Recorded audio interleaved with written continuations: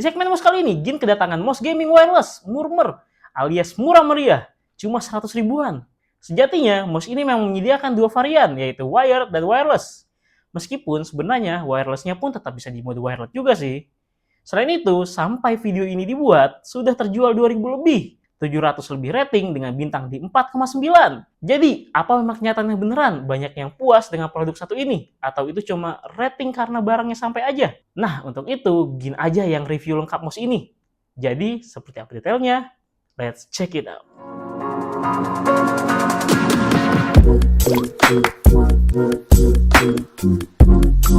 Halo guys, balik lagi bersama Gin, dan kali ini kita akan bahas produk dari Vantage, yaitu Crypto 2 Wireless Gaming Mouse dengan kode WG7V2. Ini juga jadi mouse Vantage ketiga yang kita review, yang mana sebelumnya kita udah bahas Katana S dan juga Rigor 3. Dan seperti biasa, Gin akan bahas beberapa aspek meliputi kotak kemasan, desain fitur, dan tentunya kita akan tes bagaimana performa dari mouse gaming ini. Jadi, mari kita mulai reviewnya.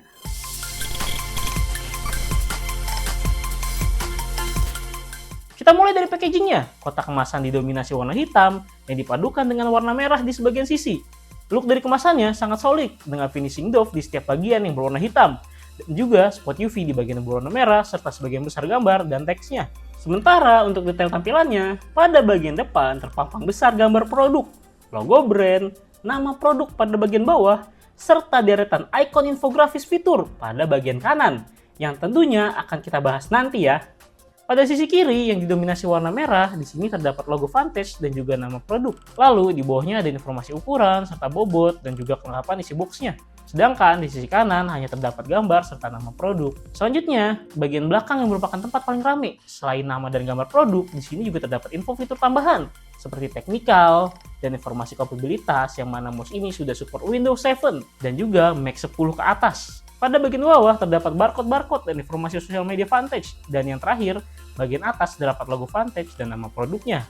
Pada saat kita buka, di dalam isi kemasannya terdapat box lagi yang lebih tebal tentunya. Dan juga terdapat satu unit mouse yang dibungkus foam pouch, satu kabel charging sepanjang 1 meter, dengan interface Type-C to Type-A, Quick Start Guide, dan kartu garansi.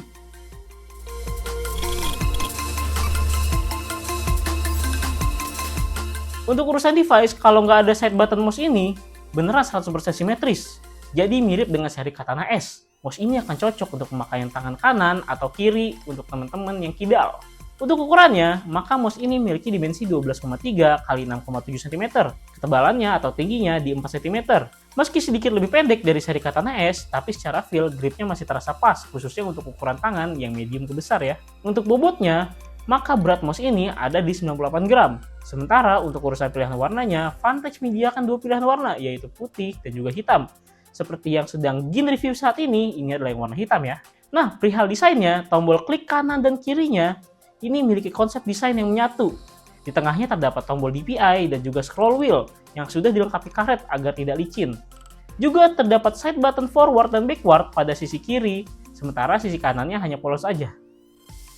Unsur RGB pada mouse ini sebenarnya terdapat dari depan hingga bagian belakang mouse, dengan bentuk ujung belakang yang diagonal. Membuat cahaya RGB-nya pada bagian ini memantul ke permukaan tempat kita pakai mouse-nya. Beralih ke bagian bawah, terdapat dua bed putih PTFE atau Teflon yang membuat mouse ini dapat digunakan dengan baik di banyak jenis permukaan. Terdapat switch on-off sekaligus untuk pilihan mode, yaitu mode normal ataupun eco. Yang menjadi perbedaan antara keduanya adalah menu eco, RGB tidak menyala, kompartemen dongle USB, optical sensor dan juga deretan informasi produk. Sedangkan untuk bagian depan hanya terdapat port USB Type-C untuk charging dan juga wired modenya. Untuk build quality-nya, mouse ini mengklaim bahwa produk ini sudah grippy coating, yaitu merekat dan anti-slip. Sedangkan untuk material sendiri, mouse ini terbuat dari plastik ABS dengan finishing doff yang memunculkan look elegan, daya tahan yang kuat, serta gak gampang tergores atau meninggalkan bekas sidik jari. Dan sayangnya, masih sama dengan seri Katana S.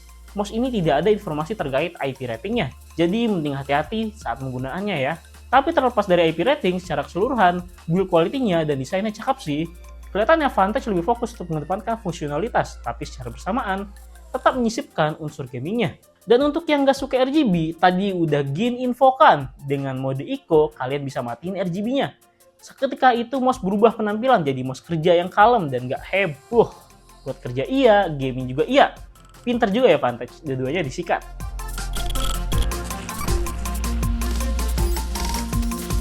Pada sesi ini, Jin mau mengawali dengan pembahasan RGB-nya dulu, walau sejatinya RGB-nya itu bukan bagian dari desain, tapi karena fitur-fiturnya yang banyak, yang harus synchronize dengan RGB-nya.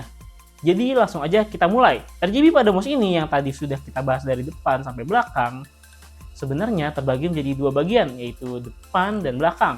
Bagian depan hanya menyala pada saat proses charging dan otomatis akan mati saat baterainya sudah penuh, atau proses chargingnya terhenti. Sedangkan untuk indikasi lowbat-nya sendiri berada di RGB bagian belakang, yang jika pada kondisi normal dia akan berganti-ganti warna atau tidak nyala jika di mode eco. Maka saat lowbat akan menjadi warna merah terlepas pada mode mana yang sedang berjalan. Selanjutnya kita bahas software. Mouse ini udah menyediakan software yang bisa di-download di vantageworld.com. Kalian bisa cari dan menemukan dua pilihan, software dan juga quick start guide, yang sama persis seperti yang ada di dalam kemasan. Nah, ini yang paling penting. Pada saat download softwarenya, muncul peringatan yang kurang lebih memberitahu kalau software ini nggak rekomen. Kemungkinan saking dikitnya yang download, jadi belum terbukti kredibilitasnya. Ya, mengingat mouse ini emang plug and play juga, nggak ada software pun jalan.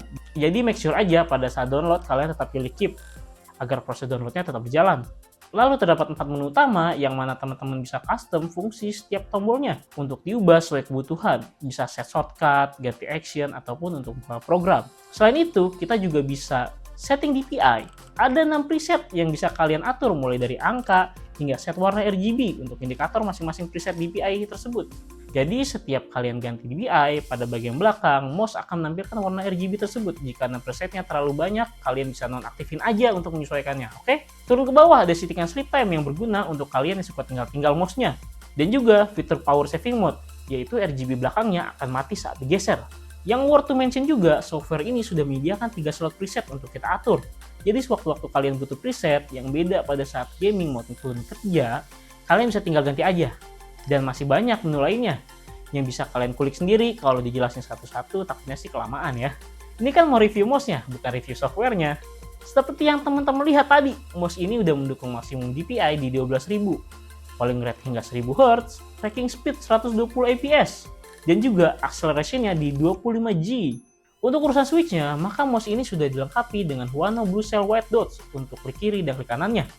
Dengan klaim 20 juta klik, yang pas pecel bongkar pada body switch ini persis sama dengan seri Katana kemarin. Juga terdapat info 0,05 ampere 30 volt DC yang memang teruji memberikan feedback yang enak dan juga suara yang cenderung senyap. Sedangkan untuk switch scroll dan DPI-nya masih sama dengan yang versi Katana S, yaitu memakai switch generik yang nggak ada brand atau kodenya sama sekali.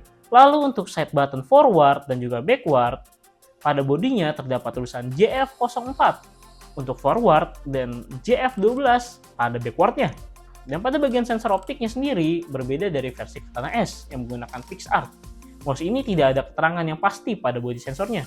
Sebenarnya ada deretan huruf dan angka di bodinya, dan udah Pichel coba telusuri pakai Google atau tanya AI, jawaban yang Pichel dapatkan adalah sensor ini dikembangkan oleh brand mouse Aula. Baiklah, seperti biasa kita akan uji kebisingan suara untuk produk yang satu ini. Let's check this out.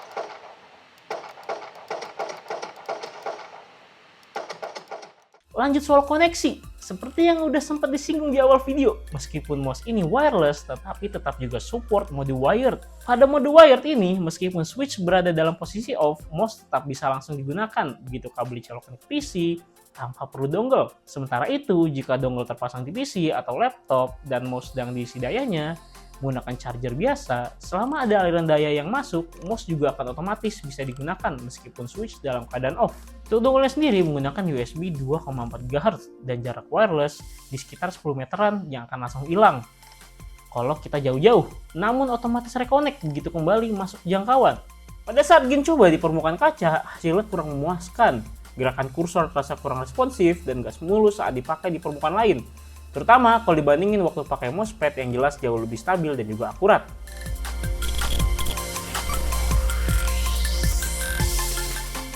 Dan terakhir, kita bahas soal daya. Mouse ini dilengkapi dengan baterai dengan kapasitas 600 mAh yang diklaim mampu bertahan selama 30 jam. Gin udah coba sendiri buat kerja kantoran, kadang standby, kadang aktif dipakai, dan juga diselingi di waktu istirahat. Setelah sekitar 4 hari pemakaian atau kira-kira 32 jaman lah, baterainya turun dari 100% ke 50%. Kalau dibandingin sama klaimnya yang 30 jam, hasilnya aslinya justru lebih awet. Dia bisa nyala lebih lama 2 jam. Jadi bisa dibilang daya tahannya lumayan irit lah buat ukuran mouse wireless. Sebagai catatan, indikator baterainya bisa kita lihat lewat aplikasinya. Tapi akurasinya masih agak diragukan. Soalnya, pernah Gin pakai seharian penuh, tapi presentasi baterainya nggak berkurang sama sekali. Bahkan kadang naik turun. Setelah itu, Gin coba isi daya mouse ini dengan kepala charger 5 volt. Dari 50% sampai ke 100% cuma butuh waktu sekitar 1 jam 34 menit aja. Waktu ngecasnya tergolong cepat masuknya. Sekitar sejam lebih dikit, baterainya penuh. Overall, menurut pendapat pribadi Gin, Vantage Crypto 2 Wireless Gaming Mouse WG7 V2 ini adalah mouse yang punya performa yang tergolong baik di kelasnya, yaitu entry level. Dari sisi desain, meskipun dinamakan mouse gaming, namun pengguna tetap diberikan opsi untuk menonaktifkan RGB-nya agar tetap dapat digunakan untuk situasi kantoran atau ruang belajar tanpa menimbulkan kesan yang terlalu heboh lah. Build quality serta bentuknya juga terasa solid dan elegan, jadi produk ini nggak kelihatan murahan. Mau kerja bisa wireless, mau gaming dengan minim delay tinggal wired, ditambah softwarenya udah nyediain 3 preset yang bisa kita custom sesuai hati. Kalau ngomongin performa gamingnya, Vantage Crypto 2 ini masih tergolong standar. Rasanya sih mirip seperti mouse gaming lain di kelas harganya. Dengan respon yang terbilang cukup cepat dan tracking yang bisa dibilang masih akurat. Sama seperti seri Kanata S, fitur DPI-nya juga sampai 12.000.